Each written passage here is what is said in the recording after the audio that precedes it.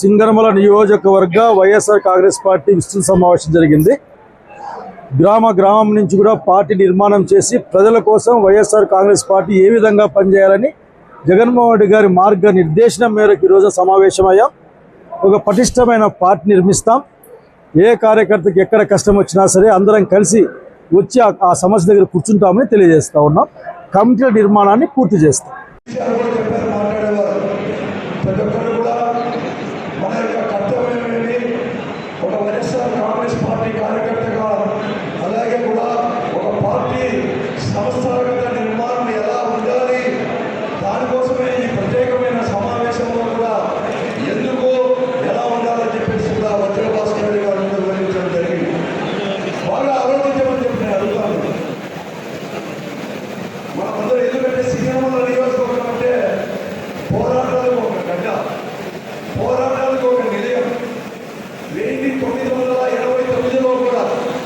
దానికంటే ముందుగా కూడా మన తెలుగుదేశం పార్టీ అధికారంలో ఉన్నప్పుడు అనేక ఉద్యమాలు కూడా అనంతపురం జిల్లాలో అయినాయంటే సింగనమల నియోజకవర్గం యొక్క కార్యకర్తలు రైతులు ముఖ్య కావాలని కూడా తెలియజేస్తున్నారు. ఆ తర్వాత చంద్రబాబు నాయుడు గారు ముఖ్యమంత్రి అయిన తర్వాత రాజశేఖర రెడ్డి గారి ఆధ్వర్యంలో రాయలసీమ ప్రాంతంలో ముఖ్యంగా అనంతపురం లాంటి కడప జిల్లాలో కరువును బారుగా ఉండడానికి, అలాగే రైతాంగం అనేది కూడా ఆత్మహత్యలకు పాల్పడుతుంటే రైతు కూలీలు కూడా వర్షాలు పోతుంటే అవన్నీ కూడా అరికట్టడానికి కూడా అనేక ఉద్యమాలు కూడా చేశాం. ఈ సింగనమల నియోజకవర్గం యొక్క పార్టీ కార్యకర్తల యొక్క కష్టం వల్లే కూడా ఆ ఉద్యమాలు కూడా అనేక కూడా సక్సెస్ఫుల్ కూడా అయినాయి. కాబట్టి ఈరోజు ఈ జిల్లాలో వైఎస్ఆర్ కాంగ్రెస్ పార్టీ ఆధ్వర్యంలో తీసుకున్న ప్రతి పోరాటానికి కూడా ఈ సింగనమల నియోజకవర్గమే కేంద్ర బిందువుగా కూడా ఉండాలని చెప్పి మీ అందరూ కూడా కోరుతున్నాం.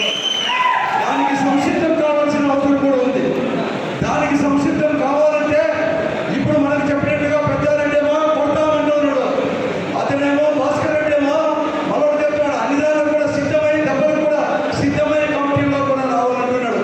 దానికి కాదు, ఈరోజు జగన్మోహన్ రెడ్డి గారు ముఖ్యంగా 2019 నుంచి 24లో చూసిన పరిపాలన చూసిన తర్వాత, దానికి 24లో జరిగిన ఎన్నికలు చూసిన తర్వాత ఎందుకు మనం వైఎస్ఆర్ కాంగ్రెస్ పార్టీ ఈరోజు ఈ రాష్ట్రంలో కాదు ఈ దేశంలోనే ఎవరూ అమలుపరచలేని సంక్షేమ కార్యక్రమం అమలుపరిచి ప్రతి ఒక్కరికి కూడా రైతు దగ్గర నుంచి ప్రతి ఒక్కరికి కూడా సంక్షేమ కార్యక్రమాలు ఇచ్చినా కూడా, అలాగే కూడా అభివృద్ధి అనేది కూడా ఈ రాష్ట్రంలో జరిగినా కూడా, అనేకమైన పరిపాలన సంస్కరణలు తీసుకొని వచ్చినా కూడా మనకు 11 సీట్లు మాత్రమే వచ్చి ఇవ్వడం జరిగింది.